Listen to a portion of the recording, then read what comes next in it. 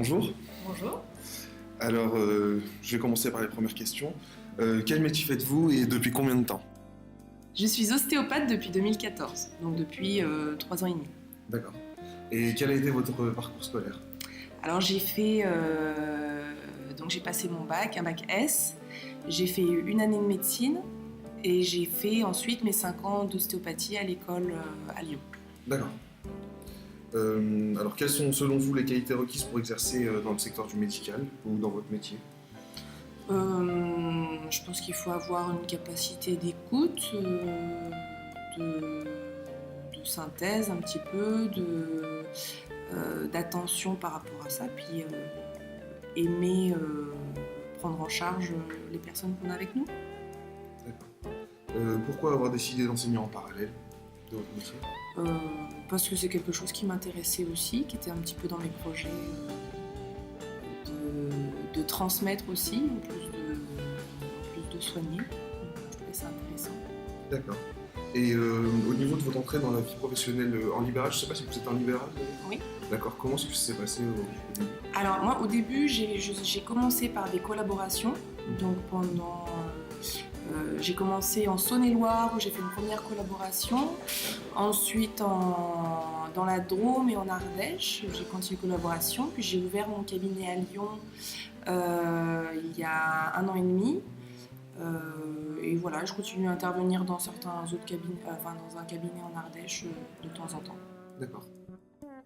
À quel public avez-vous le plus souvent affaire? Si c'est des personnes en surpoids, blessées.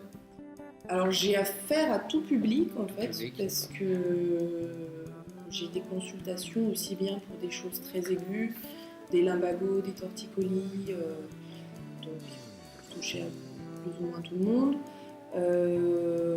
Des personnes en surpoids, ça peut arriver pour dans l'entretien de choses chroniques, alors plutôt du coup en milieu rural, plus souvent. Plus de personnes âgées aussi en milieu rural. C'est vrai qu'à Lyon, j'ai plus une population active, donc c'est des problématiques différentes. Et puis après, j'ai des gens qui viennent me consulter pour des problèmes plus particuliers, des migraines, des vertiges, des troubles digestifs. Donc en fait, j'ai pas de... Des sportifs aussi, je suppose. Oui, j'ai pas mal de sportifs aussi pour des blessures souvent parallèles d'autres traitements, kiné par exemple. Mais j'ai pas de catégorie de personnes en particulier. D'accord. Et est-ce que vous avez des problèmes, les problèmes que vous rencontrez dans votre métier, c'est quoi les genres de problèmes dans votre consultation? Par exemple, ça se passe mal ou des patients un petit peu alors une problématique que j'ai beaucoup en milieu rural, c'était le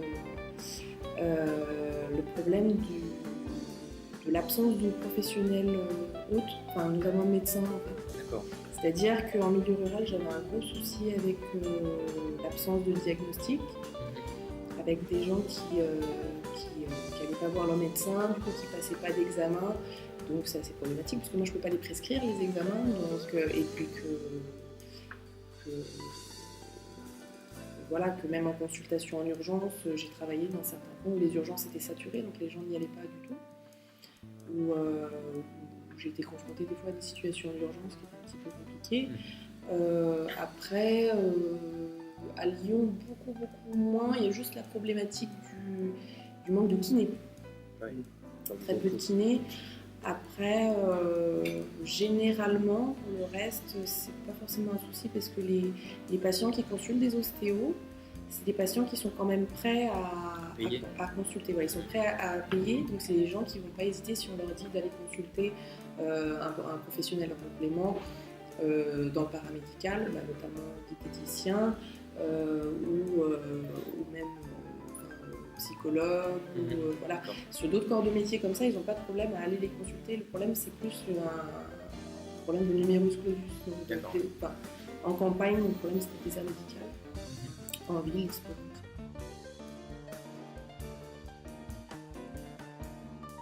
Il y a des patients qui viennent voir, qui sont prescrits par leur kiné. Non, en fait, ni l'ostéo n'a le droit de prescrire de kiné, ni le kiné n'a le droit de prescrire d'ostéo. Mais, par exemple, il m'arrive fréquemment, j'ai fréquemment des patients qui me disent voilà, mon kiné me soignait pour ça, et il m'a dit là, ce serait bien de voir un ostéo, et du coup, le patient vient sous les conseils du kiné, mais c'est pas le kiné qui prescrit l'ostéo. Et à l'inverse, c'est un tout petit peu plus compliqué dans l'autre sens, parce que parfois on se rend compte que le patient aurait besoin de consultation kiné, par contre, il faut qu'il passe par son médecin pour avoir sa prescription, avoir son kiné. Donc en fait, voilà, mais le lien se fait assez facilement, et puis en fait en kiné, en ostéo, c'est souvent très simple et on voit assez bien le lien. Donc en général on ne fait pas de courrier, mais quand il y a un lien à faire avec un professionnel, on fait un petit courrier en disant, par exemple, moi je fais beaucoup de liens avec les podologues ou les dentistes ou pour des problèmes de posture, où je fais un petit courrier en disant voilà, j'ai noté qu'il y avait tel et tel problème, est-ce que vous pouvez intervenir par rapport à ça. Mais moi, dans mon lien avec les autres professionnels de santé, pas les paramédicaux, le problème que je vais avoir, c'est que le patient devra toujours passer par son médecin. En fait, c'est un courrier au médecin. J'en fais 2 quand je vais voir un médecin professionnel. Quelles sont les qualités requises pour être exercer en tant que libéral? À mon avis, il faut savoir être à l'écoute, être attentif à ce qu'on nous dit, être patient, c'est-à-dire vraiment être capable de prendre du temps pour les personnes, mais tout en réussissant à cadrer un petit peu le milieu d'une consultation, à savoir bien avoir l'esprit de synthèse pour justement bien savoir orienter les gens. Est-ce que ça vous arrive d'orienter vos patients vers un diététicien ou une diététicienne? Alors oui, ça arrive. Le problème, c'est que ici à Lyon, j'ai plus de nom à donner. Il faudrait que dans 2 ans, vous me laisserez vos contacts. Mais oui, du coup, la plupart du temps, quand je conseille aux gens de voir un diététicien, je leur dis voyez un diététicien. Je leur donne pas de nom. Ça, je trouve ça un petit peu dommage parce que par contre, ça, c'est flagrant. Quand on donne un nom, quand on oriente les gens vers quelqu'un, tout de suite.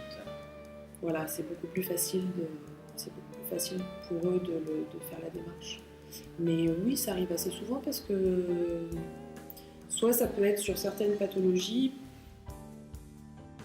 que ça soit ostéo-articulaire avec des choses qui reviennent sans arrêt et où on sait que le facteur alimentaire a sa place, ou même digestif, ou même, il y a différentes pathologies où on sait que ça joue, donc on aime bien les orienter à ce moment-là. Ou soit des personnes qui nous font part d'inquiétude par rapport à un surpoids.